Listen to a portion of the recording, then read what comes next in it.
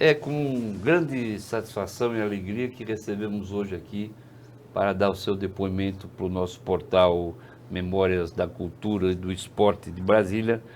Esse que é, sem dúvida nenhuma, um dos maiores, se não o maior fotógrafo brasileiro, é certamente entre os três maiores, né? Um ícone da nossa cidade, pioneiríssimo, chegou aqui quase que junto com os pioneiros, né? Meu amigo, trabalhamos juntos durante muitos anos, rodamos por esse Brasil afora, Orlando Brito. Muito obrigado pela sua presença, Brito, é uma honra tê-lo aqui. E para começar, eu queria que você começasse pelo começo. Como é que você chegou aqui, garoto, enfim, conta as suas primeiras experiências e como é que você começou na profissão de fotógrafo, né? Você, não você trabalhava, se não me engano, era contínuo, office boy, e num incidente da vida você fez a sua primeira foto e iniciou essa carreira vitoriosa. Bom, boa. Antes de mais nada, obrigado pelo convite e dizer que nada como ter amigos bacanas como você para dirigir palavras tão im- impróprias, né, para o meu caso. Moa, eu nasci em Minas, numa cidadezinha chamada Janaúba, lá no norte de Minas, ali na região do Jequitinhonha. Meu pai foi vereador em Janaúba, na época em que o presidente do Brasil era Juscelino. E o Juscelino devia ser uma figura muito agradável e sedutora, porque quando ele se elegeu presidente e anunciou a criação de Brasília, todos aqueles prefeitinhos, vereadores, enfim, os fãs do Juscelino, seguiram o caminho do JK. E foi nessa que eu vim parar aqui. Meu pai era admirador, né, era do Juscelino, e eu sempre viajava ali pelas cercanias da nossa cidadezinha com meu pai. E ele resolveu me trazer para uma viagem que ia ser temporária. Acabou que não foi. Eu cheguei e estou aqui até hoje.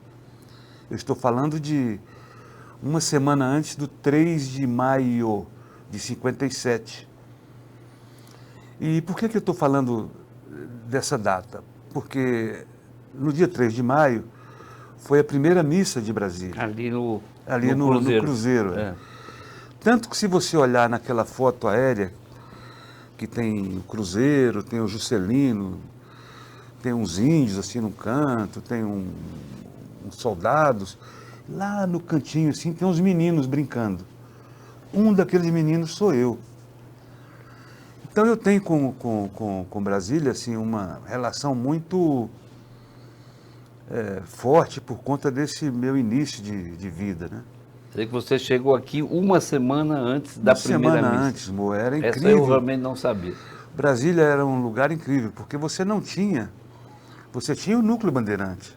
E você foi morar no Bandeirante, na Cidade Só se Livre, morava no no núcleo Núcleo Bandeirante. Bandeirante, Ou então, nos acampamentos das da construtoras Vila Planalto, da Vila onde hoje é a Vila Planalto. Planalto. A Vila Planalto era onde havia mais acampamentos de construtoras, mas não era bem assim que funcionava. Você já tinha algumas quadras sendo construídas, algumas obras sendo feitas. Então, os acampamentos muitas vezes eram ao lado dessas obras. Tá certo? Por exemplo, ali onde hoje é o Clube Unidade de Vizinhança, você estava construindo uma quadra para os funcionários do IAPI, quer dizer, que é o Instituto de hoje Pressão. INPS, É, né? na época da indústria, tinha o IAPI, Haviam IAPC, institutos específicos para para cada cada segmento. categoria. Então ali tinha um grande acampamento. E o tempo foi passando. Eu cheguei aos 12 anos, minha mãe veio para Brasília, não sei o quê. E eu fui estudar no Colégio Dom Bosco. E foi uma maravilha, porque os salesianos eram muito didáticos e tinham um sistema de educação. Aliás, foi lá no Dom Bosco que eu conheci muitos amigos que permanecem comigo até hoje. Por exemplo, o Hélio Doyle e o Armandinho. Eu os conheci lá no Dom Bosco. Muito bem, mas em 64 aconteceu o golpe militar, coisa e tal. E eu acabei tendo que sair do Colégio Dom Bosco, porque era 1964, o mundo era outro, eu tinha 14 anos e precisava começar a trabalhar. Mas eu tinha uma prima casada com um fotógrafo já famoso na época, o Roberto Stuka. E um dia foi visitar a minha casa. E eu fiquei encantado com as câmeras dele. E eu passei a acompanhar o Roberto em todas as coberturas aqui, já no plano piloto. Então, aos 14 anos, eu que já tinha um conhecimento durante a minha infância, né, da cidade, enquanto lugares, né? Eu agora estava aí frequentando a política já. E o Roberto me conseguiu um emprego na última hora do Samuel Weiner. E era um emprego de contínuo. Então eu servia cafezinho para aqueles grandes nomes da época, né? Para o próprio Samuel Weiner, para o Danton Jobim, para o Flávio Tavares, para os nomes importantes da época. Do jornalismo da época. E eu fiquei ali servindo cafezinho uns 4 meses. Por quê? Um belo dia, a última hora resolveu ampliar o seu departamento, digamos, de fotografia e precisava de alguém que revelasse filmes. E lá fui eu revelar filmes. Foi uma maravilha, porque eu comecei na profissão de jornalista, né, em jornal, lá por baixo, servindo cafezinho, e agora estava começando na profissão no tema de fotografia, revelando filmes. E também fiquei ali uns 6 meses revelando filmes. Até que um dia, amor, o presidente da época, o general Castelo Branco, foi visitar o bispo, Dom José Newton, que morava ao lado da última hora ali. Aí não tinha fotógrafo. E o chefe lá da redação me disse, manda esse menino lá. Aquele menino está aqui até hoje. E quem era o chefe? Era o Sérgio Marcondes. Sérgio Marcondes. Aí você fez a foto do castelo Fiz com a foto, o Dom José A primeira Newton. foto que eu fiz foi de um presidente da República, embora do Castelo Branco, né? E fiquei aí, eu passei a substituir, a cobrir a ausência de alguns fotógrafos, né? E sobretudo, conviver com os grandes nomes do jornalismo da época, já não preso na redação, mas foi aí que eu conheci o Jader Neves, o Gervásio Batista, o Jean Manzon, e outros grandes nomes do jornalismo da época, né? O René Burri, enfim. Aí naquela época você não tinha escola de jornalismo, né? Então a minha escola foi o fazer. E aí você começou, eu acho que inclusive vai ser, se não me engano, é o tema do seu próximo livro, né? Você fotografou todos os presidentes da República, de Castelo até esse que nos governa hoje, né? Esse vai ser o seu próximo livro? Eu tenho um olhar muito amplo. A minha vida de fotógrafo, a minha profissão não ficou restrita somente a Brasília. Sim, claro. Isso a gente vai falar. Eu fiz tudo que um fotógrafo gostaria de fazer e tudo, mas eu sempre tive um apreço muito grande, talvez pela formação que eu tive de meu pai tendo sido vereador, eu tendo conhecido o Juscelino, não sei o quê. E eu sempre gostei muito da chamada seara do poder. E agora, nesses últimos tempos aí, depois de outros 2 livros sobre política, eu resolvi fazer um balanço aí da vida política brasileira, que é um livro que vai se chamar Do Marechal ao Capitão, portanto, de Castelo Branco a Jair Bolsonaro. É uma viagem pela não democracia, pela democracia e pela não democracia. Um ciclo vicioso. Interessante. Vamos esperar esse ano aí. A gente vai ver isso aí muito. Espero que a gente fale bastante desse livro futuramente. Além disso, Brito, você também, e nesse nosso portal isso é uma coincidência muito importante, porque juntas os dois temas, né? Você fez uma foto histórica do esporte de Brasília, né? Que é a foto do Pelé, jogando aqui contra a seleção de Brasília, no Mané Garrincha, se não me engano, Pelezão, Pelezão. Né? No Pelezão. Como é que foi? Você é garoto ainda, né? É uma foto muito emblemática do esporte de Brasília, o Rei Pelé. Sim. Né? Em Brasília, isso era a década de 60 ainda, né? Era 65, 6. Aliás, nesse dia, foi a primeira vez que eu fui fazer um jogo de futebol. Eu que já tinha fotografado um presidente, agora estava fotografando um rei. Engraçado isso. E o Pelé, rapaz, é uma figura apaixonante, né? Um cara agradável. Enfim, eu fotografei o Pelé ali. Mas o esporte de Brasília, amor, não começa ali. Começa, e eu vi bem isso, eu morava no Núcleo Bandeirante. E o Núcleo Bandeirante tinha uma cidadezinha, vizinha ali, um bairrozinho, chamado Metropolitana. Metropolitana é onde moravam os servidores, os funcionários da Nova Cap. E Brasília era uma ilha era um deserto de entretenimento. E o futebol, você sabe, é um esporte que ponteia, né? Muito bem. Então, lá por 58, coincide com o Brasil campeão do mundo, eles fizeram um campo que depois virou um pequeno estádio lá na Metropolitana. Então, Existe até hoje, eu acho, né? Eu acho que ainda existe. Eu acho que existe. Ainda existe, aliás, ao lado da primeira igrejinha. E aí depois, rapaz, proliferaram-se os campos de futebol, porque essas empresas construtoras, as companhias construtoras, elas tinham lá um sem número de operários, que o único lazer era jogar futebol. E isso foi crescendo, é daí que nasce nasce o Defele, que era o time do Departamento de Força e Luz. Que era uma das construtoras. Que depois virou a SEB. Né? E o Defele era na Vila Planalto. E lá também, aliás, era um belo estádio do Defele. Defele porque era o Departamento de Força e Luz. E tinha um rival, que era Rabelo. Que era a construtora Rabelo. Era a construtora Rabelo. Era o grande clássico de Brasília da época. Sim, era um dos clássicos. Porque você tinha também no Guará uma escolinha do seu Adelino. E na verdade foi o segundo estádio de Brasília, foi no Guará, ali na Candangolândia. Desculpe, na Candangolândia. O Garrincha jogou. Fotografei o Garrincha jogando ali. Contra o Guará, que era um timezinho. Hoje não existe mais o Guará, eu acho. Acho que existe ainda. Então o esporte de Brasília sempre foi muito ativo.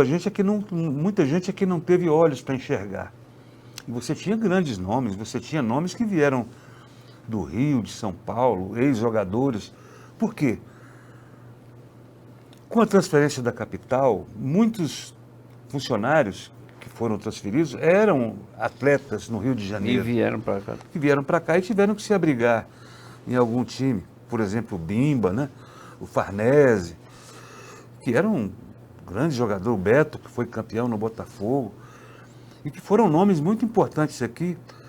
Com certeza o Melo vai se lembrar disso. E é isso que eu ia lembrar, essa foto sua do Pelé, ela é com o Melão, né? Que é o irmão mais velho do Hélio, que é um dos nossos participantes aqui desse projeto, e é a foto do Melão com o Pelé, né? O Melão marcou o Pelé nesse jogo, né? Mas o Pelé venceu o Melo. É assim, claro. Aliás, o Pelé, se não me engano, nesse jogo, não fez gol. O Pelé, eu acho que os 2 gols foram do Abel, lembra do Abel, ponta esquerda? E eu me lembro bem, rapaz, porque como aquele time do Santos jogava, né? Porque alguém, acho que o Dorval cruzou a bola assim da direita, e o Pelé subiu com o Melo e gritou, é tua, Abel, e baixou a cabeça e a bola passou. Todo mundo achou que o Pelé ia fazer o gol, não, ele Baixou para baixou para o Abel fazer o gol. Enfim, Brasília sempre foi assim um lugar muito voltado para o esporte, especialmente futebol. Você teve depois outros times competitivos, você teve a Gráfica, né? Você teve o CEUB. o CEUB, que chegou à série primeira divisão, né, do brasileiro. E você teve o primeiro estádio, que foi o Pelezão, que hoje, infelizmente, não existe mais, porque virou um condomínio de edifícios de primeira classe, né? Agora, Brito, além do esporte, na cultura de Brasília, quais foram, assim, as fotos que te marcaram? Porque o nosso foco é Brasília. Eu sei que você cobriu várias Copas do Mundo, várias Olimpíadas, cobriu Papas, cobriu tudo, mas vamos fechar o nosso foco em Brasília, né? Na cultura de Brasília, quais foram os seus trabalhos que mais lhe marcaram, assim? Rapaz, são vários pingos de momento, né? Por exemplo, uma vez eu estava no antigo aeroporto de Brasília, que não era ali, era onde hoje é a base aérea, do mais lado lá de, pro fundo. mas do lado de cá da pista. Aí era ali o aeroporto. E eu fui com um repórter da Última Hora ao aeroporto entrevistar um poeta que estava chegando a Brasília. Esse repórter se chamava Alain Vigiano. O Alain era um escritor e, por coincidência, era o Macaco Alain, aquele da turma do Pererê. Do Ziraldo. Alain Vigiano dos Santos, muito amigo do Ziraldo. São muito amigos. Conterrâneos. Rapaz, e eu fui lá para esse aeroporto. Quando cheguei lá, adivinha quem era o poeta que estava chegando a Brasília? Pablo Neruda. Então eu devo ter feito a única foto do Neruda em Brasília. Muito bem, mas tem uma outra historiazinha, amor, muito interessante. Eu era um jovem fotógrafo na Última Hora e começaram a aparecer em Brasília as primeiras academias de dança.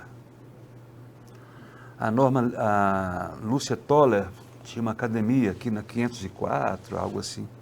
E trabalhava lá com ela, inclusive a Norma Lília era funcionária, professora dela.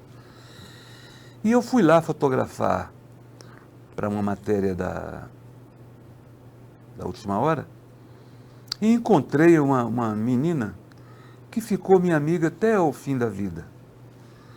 Essa menina era filha da Mary.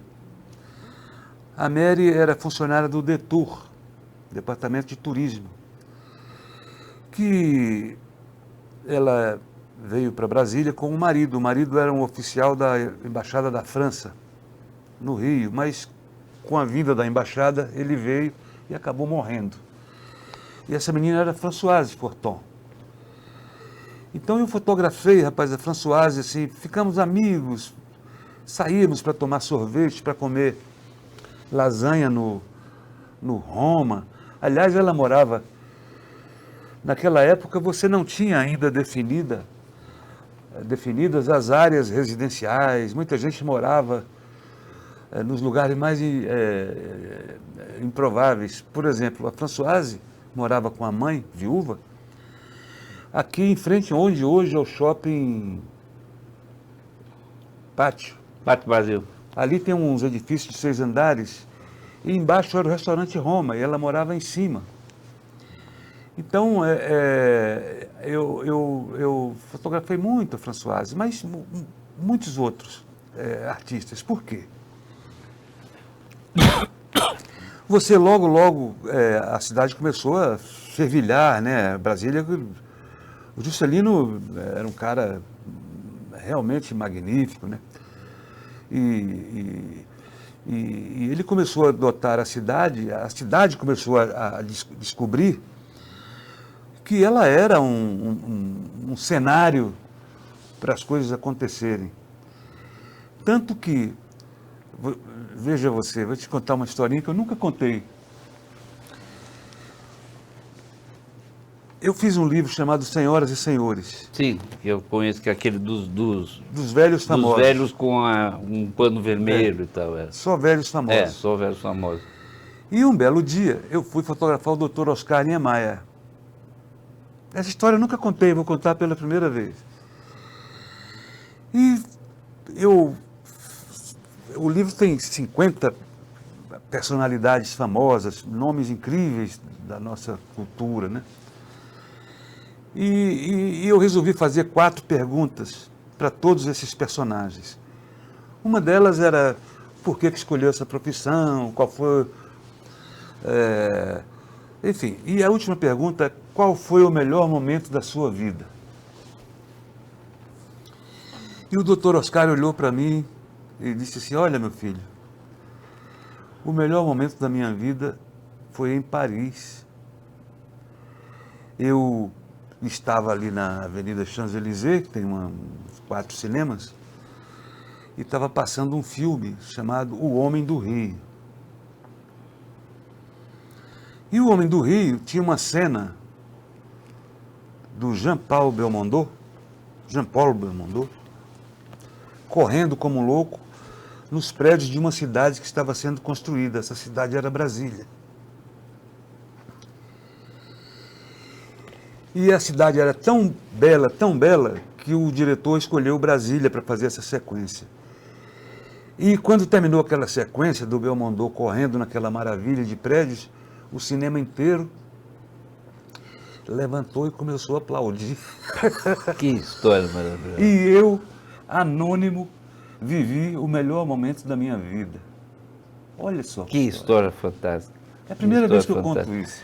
História fantástica. Você, Brito, você fez tem um livro, inclusive, né? Os Militares do Poder, se não me engano é o título. Que Poder, Glória e Solidão. Poder, Glória e Solidão, que é fotos magníficas sobre a ditadura e tal, né? Você também tem as fotos da redemocratização, Sim. das diretas e tal.